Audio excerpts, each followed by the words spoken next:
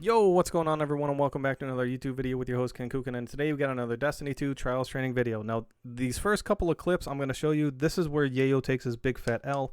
Now, this video, I played a lot of Iron Banner, and I said in the last video, I said, well, I'm going to come out with 6's. I'm going to put the grenade videos on hold until the expansion comes out, the DLC, where they revamp Void, and then we'll cover Void, and then each season we'll cover whatever the new, the new light subclass they change is. So, Ken, real quick, what does 6's have to do with trials? When you defend a flag in 6's in control successfully, right? Or, when you attempt to defend it, you are now practicing for defending enemy bodies that you kill, right? You're defending those bodies in trials. You're getting ready for that. Now, the flags in control, they don't move. They're set in stone. They never change, right? How does that help us? Well, because when you defend, let's just say you go and defend B flag all the time on every map, you're now going to a different spot every single time with a different layout. Some have cover, some do not. Some have multiple angles that enemies can challenge you from. Some have less. Some are easier, some will have a lot of teammates with you, like the symmetrical maps. A lot of your team, a lot of everyone's just going to be at B. Non-symmetrical maps, sometimes you won't have any help, or you'll have just one, or maybe you'll have the whole team for whatever weird reason, right? You may have the whole enemy team too. So when you get a kill in trials, now that body has dropped somewhere and you have to defend it, and it's not going to be in the same place at the, every single time. The environment, that you can work with for cover is going to change, slightly, but it could be very dynamic, right? If a body dies too close to a corner, and if the first body you killed drops 5 feet from a corner towards you, you can stay back and hold it, right? If that body drops 5 feet closer to the corner, right, they drops at the corner, someone could grab the body from around the corner and not have to look at you at all, right? And they died in the same area, but the very specific spot they died has now dynamically changed whether or not you can defend that body, right? So in this first clip, we're going to discuss about defending B and popping supers on time. Now, this is the Yeyo L clip. There's 2 clips. We just give each other shit. He's been, around the, my community for a long time. I'd consider him a friend. Don't tell him that. I know he's gonna be watching this at some point in time, but yeah, we're gonna go ahead and let the play clip out. You're only gonna hear one side of this of the clip. I don't know, when I'm in game chat, it doesn't record everything, so I wasn't using party chat for a lot of Iron Banner this week because of crossplay. It's easier to just be in game chat. But I definitely went in and was busting his chops pretty hard. But it was all in good fun. We were, he was laughing, I was laughing. But there is some truth to it, and I'll talk about it at the end of this clip. I don't want this video to be too long. Here we go. Let's dive in. I mean, we would have never lost B if our Dawnblade, flew in the sky to B. We lost B at that call out. No. B wasn't gone. We lost B at that call out. We haven't gotten it back, so your super was the pivotal super that we needed to not lose B. It's not nonsense, man. You spawned at A, right? Like just take it, man. Just take your L, your big fat fucking L. No, it was not. It was not, because I said, hey, we got a Dawnblade. All we need to do, see. When I made that call out, your ass was already at that donut right up there on my screen. You went to elbow and then died. I had to call your super out, man. I had to call it out. So you already decided to travel by foot when you could have took a fucking plane. All right, get your clan in here. Get the clan in here. Get the clan in here. I'm gonna record that whole thing.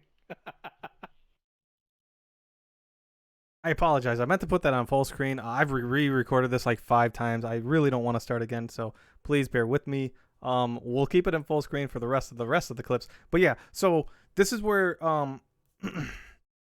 We had a Dawn Blade. It didn't really pop at the moment, and this is where, this is where I talk about that. I'm not saying because Yeyo didn't pop a super at the perfect time, we lost the game. There were 5 other people on the team, myself included. There were many things we could have done early on, but I'm gonna show you now that you have the end of the context, right? Again, it's all fun and jest. There is some truth to what I'm saying though, as far as knowing when to pop your super, not having anyone needing to call it out for you. That also helps out a great deal because you don't miss the opportunities, right? And you'll see it in a second, and I'll kind of zero in on it before we move on to the next clip, so on and so forth like that. So let's go ahead and dive into that very next clip right away. Here comes Shappy.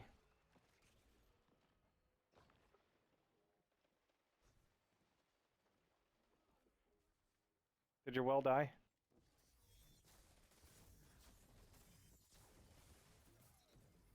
Alright, couple of tethers there. The zone is slowly resetting. All we need is Dawnblade out there. The fastest thing on our team. You should have popped and flew there, man. You didn't. Bro, you have the fucking sky. There's no ceiling. Yeah, you know what? Moving on, man. You literally ran where there was no ceiling, dude.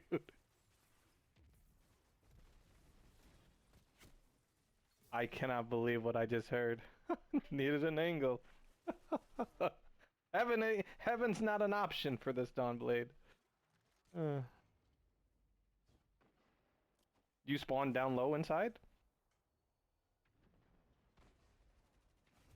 That's out.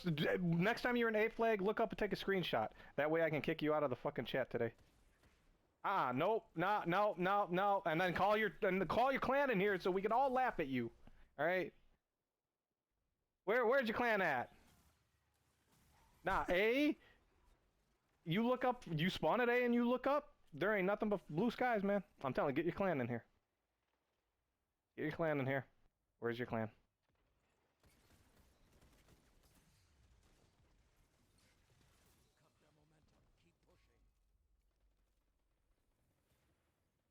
And stop dying.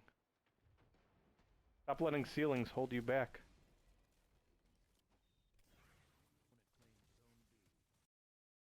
All right, so real quick, we'll dive back in. So, let me go back and dive back to the clip. Where is it at? Let's see. Beginning of the clip. All right. So I said, hey, is your well gone? And I believe he said yes. Before he even answered, he was taking so long. I think he took long enough that I decided I should just go in and shoot tether. Now, normally I wouldn't have jumped this high in the sky because I'm prone to dying, but I did it because I didn't want anyone to hide behind that little structure at the middle of B and not get killed by a tether. They could have still hid there, but at least they wouldn't have been able to get the flag because they would have had to come pretty far forward. So I was trying to make sure that I killed everything if possible and not die myself, but in the end, I'm like, let me just get them off of B, kill what I can, and if I succeed there, then someone else can come in. It's at this moment where Yeyo has spawned up. He should have been planning to use a super and should have identified that, if Ken dies, I need to pop my super. If Ken succeeds with the super, I don't need to pop my super, right? And it was me. If I died, it was super time. Like, it was guaranteed super time, right? As far as defending B went, it was guaranteed super if Ken died because I'm the only one alive on the map at the moment in the engagement. Like, everyone else is spawning up. Those 2 green dots on the radar behind me, that's them respawning. They're not here yet, right? I wasn't, So anyway, so this is me. I go in, I kill a couple of people. I do end up dying. The zone starts to regress. It was at that moment where Yeyo needed to pop a super. I call it out a few seconds later because, well, I'm dead. I'm respawning. I see that he has a Dawnblade on the screen, but he's already at donut or really close to the donut behind my camera right now. Challenging from there where he should have had the Dawnblade. There's actually a second moment now that I've looked at the video 5 times from re-recording this, trying not to make it too long, where he could have popped. But real quick, I look up at the sky. This is the path. The path his Dawnblade would have come down would have been, come on, spawn me up. Would have been this way. It would have been, but he would be in the sky. But he would be going this direction, right? There's nothing to stop him but that tree that he can fly around. Did your well die? Right? And he talks about he can't fly over objects. No, but you can fly between the walls. You can go as high as you can with the Dawn Blade before the game tells you to turn back, or invisible barrier, whichever's happening. And he could have gotten to B, right? But I had to call it out. So maybe he wasn't thinking about it. Maybe he had a different plan. Again, it's not his fault that we lost this, but when we lose B, we don't ever get that zone back. We almost got it back, actually, but we never really got it back. And when we started to capture B, if he would have popped his Dawn Blade before I died, we might have captured B. And even if I died after we captured it, there was a better chance he was alive, right? But he popped it from the ground, and then I don't think he got very high into the sky. So let's go ahead and look at. Here we go. We're on the zone, right? One enemy's challenging. This is where I probably would have. I would have popped my super as soon as the first guy challenged me. I would have popped my Dawn. In fact, I probably would have popped my Dawn Blade and started capping B. And when the first guy challenged me, it's already too late. I'm throwing the fiery blade at you. So he pops. He's on the ground. He's already getting shot at by someone else. As soon as he popped, he was already being shot at by someone else. Right. So the enemy have already been able to converge on B. I jump off of B. Because there are people to my left shooting me, and I'm praying. I'm like, I hope I can kill this dude before he touches B flag. It doesn't happen, and we never get the zone back, right? So there was also a second instance where he popped the super. It was just a little bit late, I think. If he would have popped it and captured B, he may not have gotten a lot of kills. The enemy may not have pushed. I think they would have pushed, but they seemed like a very competent team, very aggressive team, right? Even though we were in the lead, they were going to come in ham. But they had a stranglehold on B the rest of the match. Now we're going to dive into the rest of the clips as quick as possible. I'll give my thoughts as the clips play out. Let's see. I kill a guy. I'm on my Stormcaller. I kill another guy by sheer luck. I get another guy killed. More sheer luck. And then we capture. Oh, we don't. All right. I run off. Okay. I'm trying to stop this team from capturing A, which doesn't succeed as much as I wanted to. So I lay a rift down. I do get some kills. I'm trying to make us not get triple cap. The enemy team this game is playing a lot on the outside. I'm not the greatest with the bow, but every once in a while I like to pick up the Laminarch and use it for fun. But as I'm distracting probably like 4 enemies at A, my teammates are able to grab B, and then we only need one more flag to triple cap, and it looks like we're gonna get it. Now there's an enemy that spawns up, and they're in the spawn with like a scout rifle. This is where it's important to try and fight on the flag. Now, B-Cat Chris moves forward off the flag. He's probably trying to get in range. Maybe he's using a hand cannon and he wants to kill the guy, so he has to move forward to get that damage off. We're so close to triple cap that if he makes this play that I don't, that I make, right? He stays on the flag. This is where it's important when you fight near the flag and defend them, or you capturing flags and you stay on that circle when the fight happens. And you start to, get acquainted with that engagement, you'll start succeeding more in 6's defending and capturing zones on the zone, right? And it's going to go back into trials when you get bodies down or your teammates are dead, pushing to your teammates as if you were pushing a flag to capture, right? You're going to start to learn how to do that in a more chaotic environment, because trials, the bodies can drop anywhere. The flags and control setting, they're always in the same spots, right? So if I push from this angle, I have the most success from here versus here with this weapon, or from here with this weapon, right? From the outside with a fusion pulse sniper, right, scout, or from the inside with like a fusion shotgun, sidearm, hand cannon, stuff like that, right? So I just get in cover, I capture the zone, I move about my day. I almost die, but I move about my day, and then I record the clip. Moving on to the next clip. I'm not sure. Oh, this is a good one. So it's just me and G off bacon. I go ahead and die here, and then I end up fighting like at least four enemies. Well, I spawn up at A, and the rest of my team starts to spawn up at C. And I try to stop the enemy from triple capping us, which it succeeds, but then my teammates don't push into B. And it's not until after I die do I notice this. Now, if I would have gave a call out that, hey, there were 4 people on me, I just fought 4 people, they're at A, maybe the one guy in my fire team that could hear me talking would have been like, okay, boom, let me push into B, because there's 4 there, there's 1 here, and don't know where the last one is. So if I don't see him, maybe he's not here. So maybe it's only 1 guy, right? This is where I say be the point guard for your team, right? Be the guy that calls the plays or opens the play. Even if you don't have the communication, it can help you out a great deal.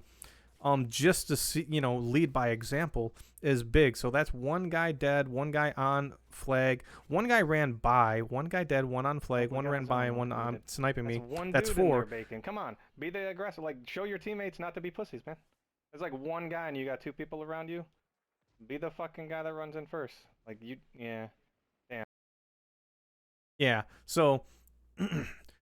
He was afraid that when he had talked about, again, you can't hear the other side of the microphone.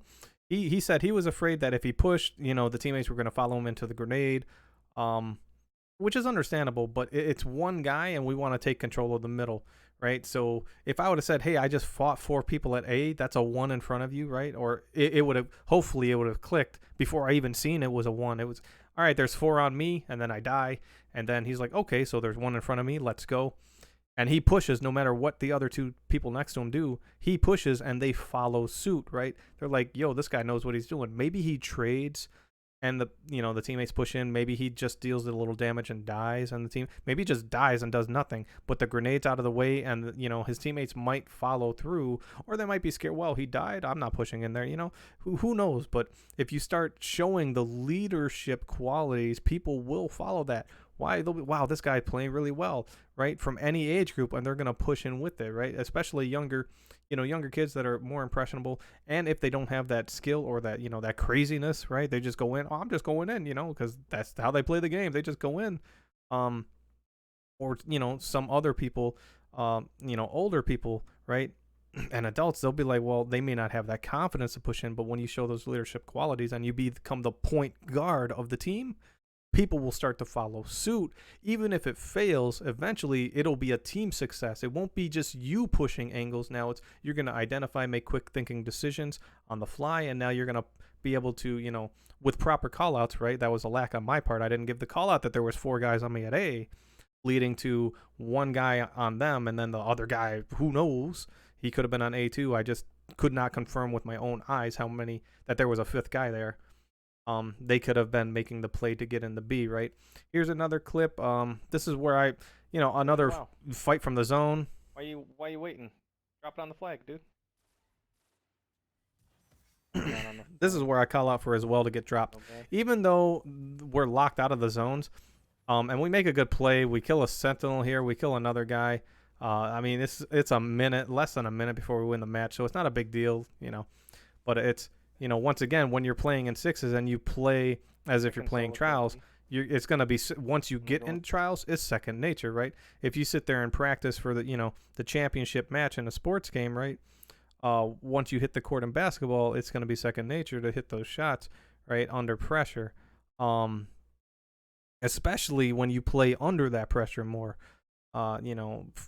That's why teams practice in sports, right? To get ready for the real thing. And then when the pressure hits, they develop, I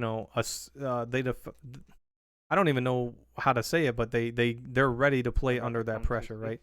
So this is me defending a flag. We have 2 flags. I'm going to defend a flag. And I've already discerned that I'm close to a super, right? I see it. I'm like, all right, I'm close to super.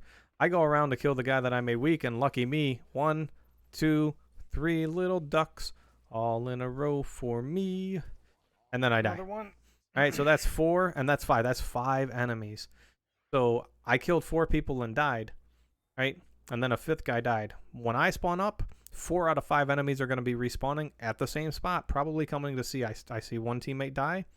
I see G Cortez, which was playing well, die. I'm like, well, if he's dying, boom. I already knew when I got there I was using my super. I knew I was using my super no matter what when I respawned. It was just a matter of exactly where. As soon as I seen my other 2 teammates die, I knew that I was popping my super. I'm able to carry that super all the way to B by luck. And a little bit of skill on forethought, and we get a triple cap on them. This is where Titan shields, I use them to my advantage, right? There's a guy that tries to play heavy up here. Now, if it's the shoot-through shield guys, I've stood in front of those and gotten killed because I don't think they can do anything. And another guy shows up. I wasn't expecting that. So I jump in.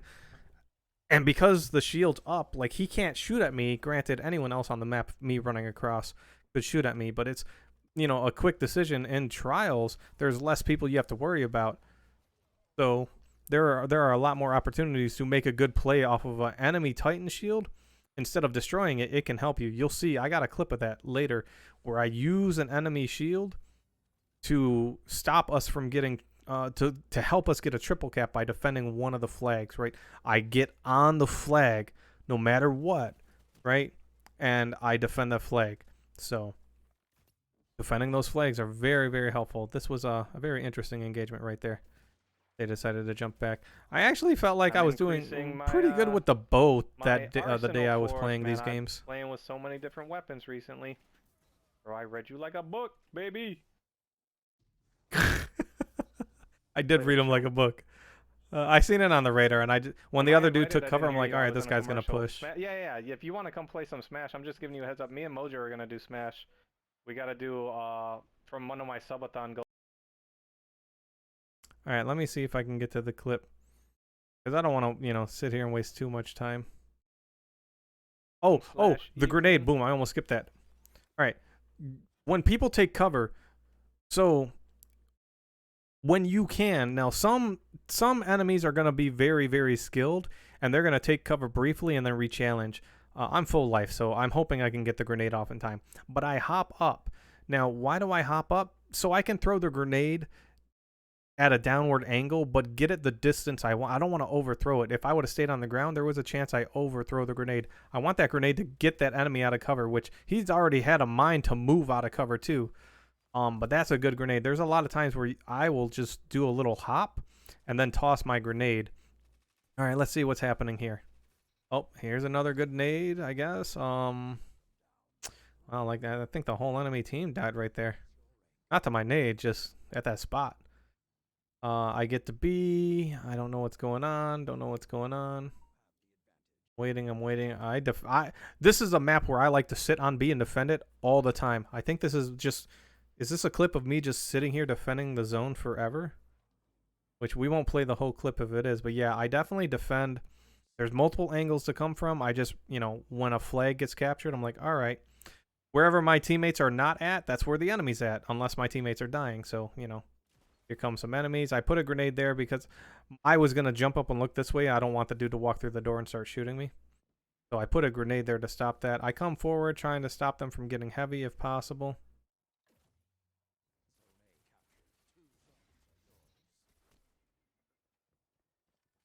Only one enemy gets heavy, which is lucky for us. Yeah, I pretty much constantly stay at B. I roam from it very, very seldom on this map. I like to stay at B and fight for B as often as possible.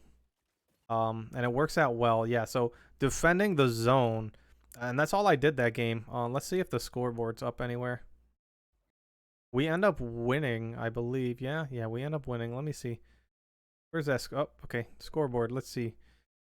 I didn't go anywhere. I got a 9.0. If you care about your combat efficiency or KD, there you go. 18 opponents defeated. I didn't have to go look for them now. I'm not saying that's for everyone. You know, it's boring to just sit back. Sure, I get that. I understand that. But again, I'm practicing for trials, right? So I really like that map, Javelin, in control. And I sit at B. There are times where the whole enemy just pushes B all the time. And then I still have teammates like outside. So it's not like a full team is helping me. I play a very bad super there. Oof. Hey, that's what I get. I popped really late. I didn't even know what was happening. I probably shouldn't have popped. We get triple capped here. I don't know what the heck is going on. I get a kill. I think I die here in just a second too. Yeah. Feather, we die. We got tripled.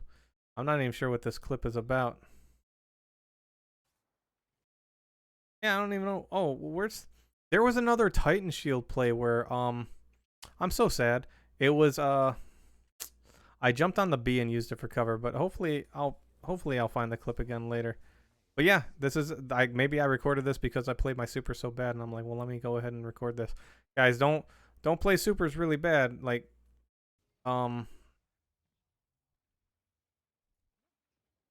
that dude tried to hustle to B so hard. He tried to get the B too. I don't know. It looks like he touched it, but then died right away. Anyway, that's going to be it for the video. Hopefully this helps. Once again, when you're defending flags in control, it puts you in an environment that changes from map to map, and sometimes from flag to flag on each individual map, where you have to fight under different circumstances. The same thing when you get kills in trials, right? Or someone dies in trials. The people that are alive, they now have to fight in that environment. You're trying to hold bodies down. What's the best angles to take? What's the best move to make, right? It's like chess. So it's very if you find yourself playing control and you're not really defending flags, right? And you have a tough time in trials, this is one thing you can do. Start defending a flag, like the hottest flag on the map, or just pick a flag and that's your home. No one else gets to come in there. And if you die, just pick the next flag or try to go back and fight over that flag, right? As much as possible. Anyway, thank you so much for watching. I super appreciate it. If you enjoyed the video, then be sure to leave a thumbs up if you liked it. Subscribe. Catch me on Twitch. I should be live, and I will see you in the next video. Enjoy.